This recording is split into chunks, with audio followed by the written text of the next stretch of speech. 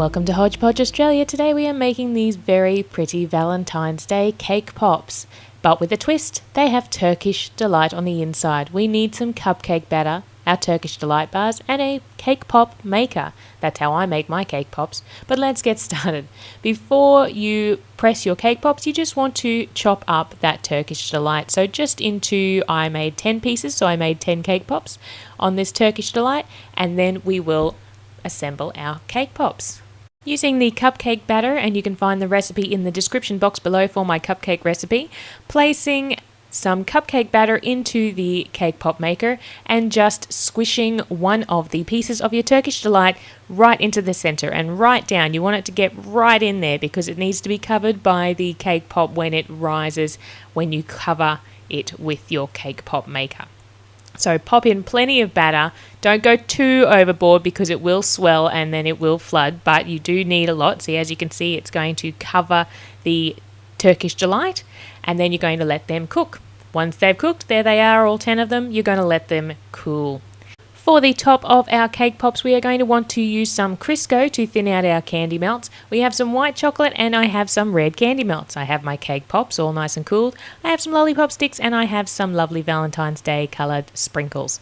So first we want to secure those lollipop sticks. So dip them into your melted candy melt chocolate and pop them into the freezer to set. Next, it's time to decorate. So I have thinned out my candy melts using Crisco. You need to do that because candy melts are very thick when you first melt them and very hard to dip in. So make sure that you thin that out using some Crisco or some Kofa, and then you can get on to dipping. Cover your cake pop in your red candy melts and then have fun decorating. I'm going to do a half and half first, then I'm going to do a whole, and then I'm going to do a smattering of sprinkles. Is smattering the correct term? I don't know, I'm going with it. Smattering seems right for me. Make sure you take the time to get all the excess candy melts off your sticks. It can take a while. Don't rush cake pops. You need to take the time to let all that excess drizzle off. Otherwise, you're just going to end up with leaving it on the stick to dry. It's going to drizzle down and it's going to misshape your cake pops. So there you can see I am just going to cover the entire cake pop with sprinkles. So I think it looks really pretty. You can just even it up a bit and there you have a lovely sprinkle ball. And then with my smattering cake pop that I was speaking of, we will once again cover it with our red using a nice little spoon to help me because I have quite a wide bowl. You could also put your candy melts or your chocolate into a glass, a nice tall glass. Makes dipping easier, I have heard, and I really should try that method. So covering your candy melts, and then instead of dipping into the bowl of sprinkles, I'm going to sprinkle the sprinkles over the cake pop. So it's a little bit more sparse in the sprinkles. You get to still see the red underneath. And I really liked this effect too, and I've also done it in the white. While I continue smattering my sprinkles onto my cake pops, make sure you subscribe to us here at Hodgepodge Australia. We upload twice a week with cakes, bakes and yummy makes, so make sure you keep up to date with what we're doing here at Hodgepodge Australia. Now another way, I'll show you one more way that I like to decorate my cake pops, and that is to use an opposite colour. So like I showed you before, I have white chocolate. Pop a little bit into a Ziploc bag and trim the edge off. Grab one of your cake pops and do some swirls around.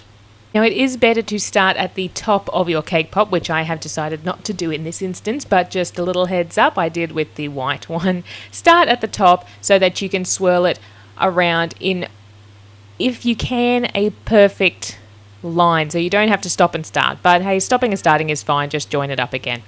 There you can see I am just twisting the cake pop with my thumb and finger in my left hand. I am actually trying to not move the Ziploc bag at all, apart from applying pressure with my right hand, because you want that nice smooth line as much as you possibly can. Those are a few ideas for decorating your cake pops. You will see all my finished ideas with the white chocolate at the end, but I hope you like these cake pop tutorials. I think they came out really pretty, and I love that it has the Turkish Delight on the inside. It's a little surprise that you weren't expecting, and if you love Turkish Delight as I do, then it's a perfect surprise that you weren't expecting. To display these for Valentine's Day, grab yourself a wine glass, even a martini glass if you've got short lollipop sticks, fill it with some decorative rocks and place in your cake pops. Thank you so much for watching us here at Hodgepodge Australia, and we do hope you tune in again real soon.